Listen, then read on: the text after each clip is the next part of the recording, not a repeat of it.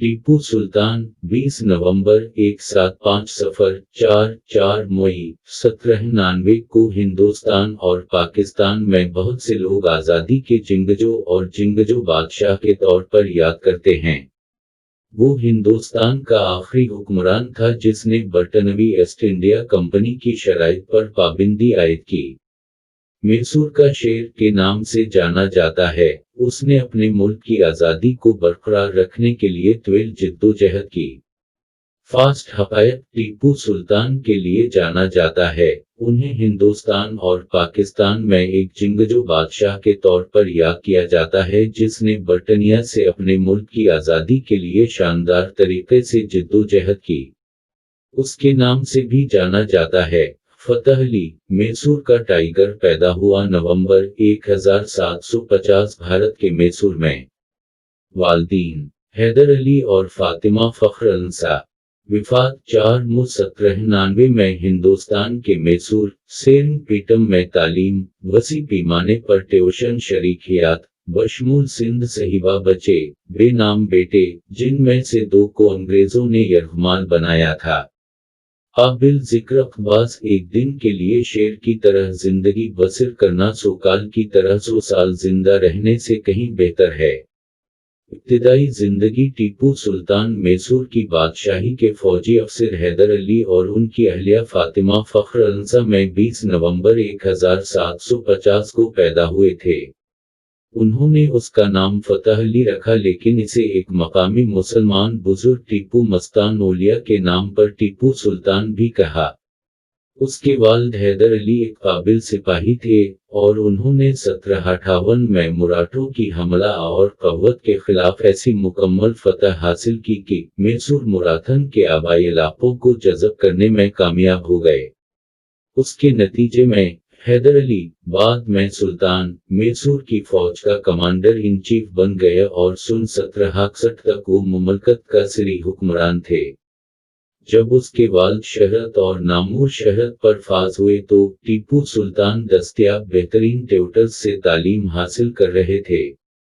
उसने सवारी, तलवारदारी, शूटिंग, पुरानी इल्म, इस्लामी फ़क़्ह और उर्दू, फ़ारसी और अरबी जैसी ज़बानों जैसे मज़ामीन का मुतालिया किया। टीपू सुल्तान ने इब्तिदाई उम्र ही से ही फ्रांसीसी अफसरान के तहत फौजी हिकमत अमली और हिकमत अमली का भी मुतालिया किए, चूँकि उसके वालिद जनूबी हिंदुस्तान में फ्रांसीसियों से इत्तेहाद करते थे। 1766 में जब टीपू सुल्तान महज 15 साल के थे, उसने पहली बार लड़ाई में अपनी फौजी तरबीत का इतलाक़ करने का मौका हासिल किया जब उसने अपने वालिद के हमराह मलाबार पर हमले के दौरान साथ दिया था।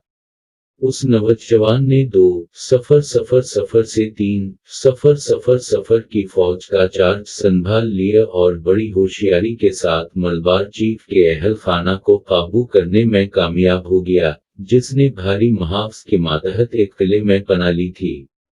अपने अहल खाना से खौफज़दा होकर चीफ ने हथियार डाल दिए और दीगर मकामी रहनुमाओं ने जल्द ही उसकी मिसाल मानी। हैदर अली को अपने बेटे पर इतना फख्र था कि उसने इसे 500 सवारों की कमांड दी और इसे मैसूर के अंदर 5 अज़ला में हुक्मरानी करने का तफवीज़ किया। ये नौजवान के लिए एक मशहूर फौजी कैरियर का आगाज़ था।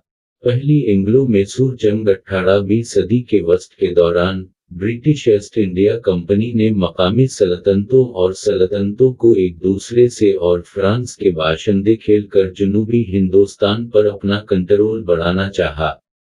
1767 में अंग्रेजों ने निज़ाम और मराठों के साथ इत्तेहाद कायम किया और मिलकर मैसूर पर हमला किया। हैदर अली मराठों के साथ अलहिदा सिल्ह करने में कामयाब हुआ और फिर जून में उसने अपने 17 साला बेटे टीपू सुल्तान को निज़ाम से मुज़ाकरात के लिए भेजा। ये नौजवान सिफारतकार तहफ़े लेकर निज़ाम कैंप पहुंचा जिसमें नक़ल, ज़ेवरात, 10 घोड़े और 5 तरबीत याफ्ता हाथी शामिल थे।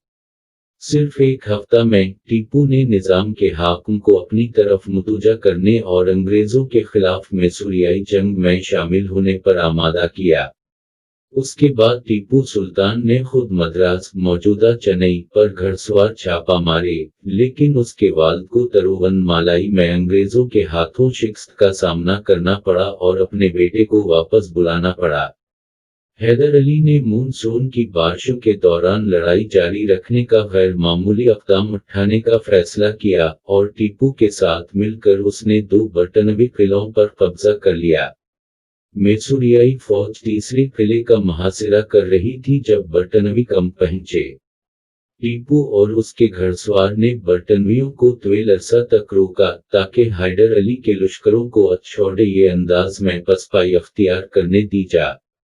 تب حیدر علی اور ٹیپو سلطان ساحل پر چھاپے مارے، قلعوں اور برطانوی زیر قبضہ شہروں پر قبضہ کر لیا۔ میسوریائیوں نے دھمکی دے رہے تھے کہ برطانویوں کو ان کے کلیدی مشرقی ساحلی بندرگاہ مدراس سے انخلا کر دیا جائے گا۔ جب مارچ 1773 جنگ دوسری انگلو میسور جنگ 1700 سے 1784 کی شروعات اس وقت ہوئی جب حیدر علی نے کرناٹک، جس کا برطانیہ سے اتحاد تھا، پر حملے میں 90,000 سفر کی فوج کی قیادت کی۔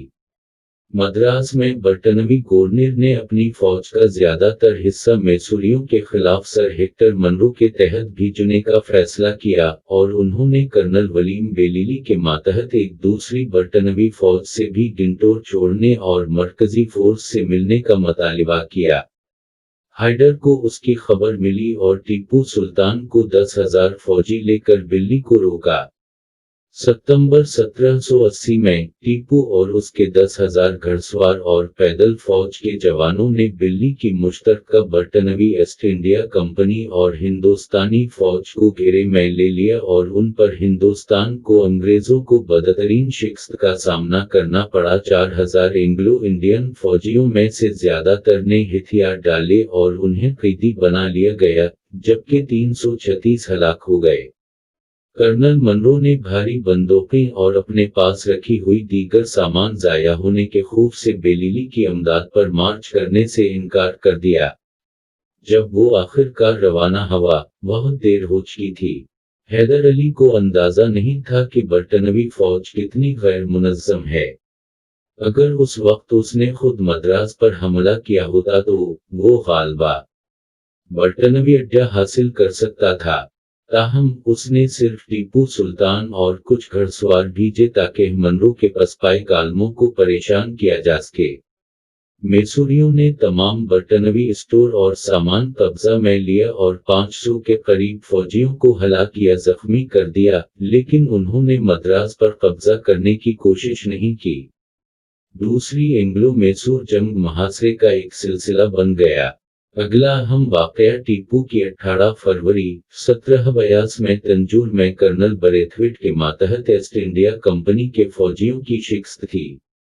بریتھویٹ نے ٹیپو اور اس کے فرانسیسی حلیف جنرل لالی سے حیرت زدہ کر دی، اور 26 گھنٹوں کی لڑائی کے بعد برطانوی اور ان کے ہندوستانی سپاہیوں نے ہتھیار ڈال دیے۔ بعد میں برطانوی پروپیگنڈے میں کہا گیا کہ اگر فرانسیسی مداخلت نہ کرتے تو ٹیپو نے ان سب کا قتل عام کروا دیا ہوتا۔ ٹیپو نے عرش لیا جب دوسری اینگلو میسور جنگ اب بھی چل رہی تھی۔ 60 سالہ حیدر علی نے ایک سنگین کاربونکل تیار کیا۔ 1782 کے موسم خزاں اور ابتدائی سردیوں میں اس کی حالت خراب ہو گئی، اور وہ 7 دسمبر کو فوت ہو گئے۔ ٹیپو سلطان نے سلطان کا لقب سنبھال لیا اور 29 دسمبر 1782 کو اپنے والد کا تخت سنبھالا۔ انگریزوں کو امید تھی کہ اقتدار کی یہ منتقلی پرامن سے کم ہوگی تاکہ انہیں جاری جنگ میں فائدہ ہو۔ تاہم فوج کی طرف سے ٹیپو کی ہموار منتقلی اور فوری قبولیت نے انہیں ناکام بنا دیا۔ اس کے علاوہ برطانوی افسران فصل کی کٹائی کے دوران کافی چاول محفوظ کرنے میں ناکام رہے تھے، اور ان کے کچھ سپاہی لفظی طور پر موت کے منہ میں بھوکے مر رہے تھے۔ وہ مون سون کے موسم کی اونچائی کے دوران نئے سلطان کے خلاف حملہ کرنے کی کسی بھی حالت میں نہیں تھے۔ تصفیے کی شرائط دوسری اینگلو میسور جنگ 1784 کے اوائل تک جاری رہی، لیکن ٹیپو سلطان نے اس بیشتر عرصے میں بالادستی برقرار رکھی۔ آخر کار 11 مارچ 1784 کو برطانوی ایسٹ انڈیا کمپنی نے منگلور کے معاہدے پر دستخط کرنے کے ساتھ باضابطہ طور پر راضی کر دیا۔ معاہدے کی شرائط کے تحت دونوں فریق ایک بار پھر علاقے کے لحاظ سے جموں کی طرف لوٹ آئے۔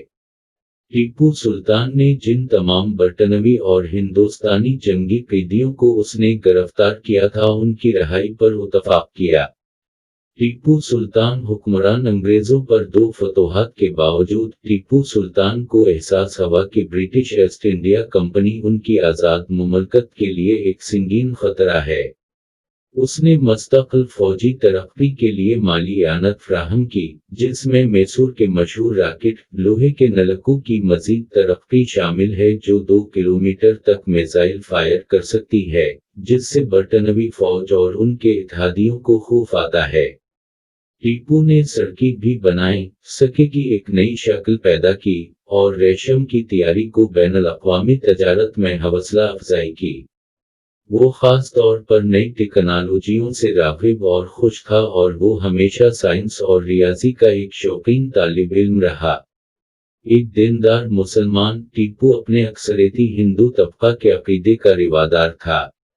ٹیپو سلطان نے یودقا بادشاہ کی حیثیت سے فریب دیا اور اسے میسور کا شیر قرار دیا۔ رشتہ دار امن کے وقت بھی ٹیپو سلطان ایک قابل حکمران ثابت ہوا۔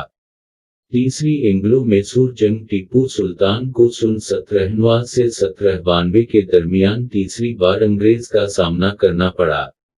اس بار میسور کو اپنے معمول کے اتحادی فرانس سے کوئی امداد نہیں ملے گی، جو فرانسیسی انقلاب کی ضد میں تھا۔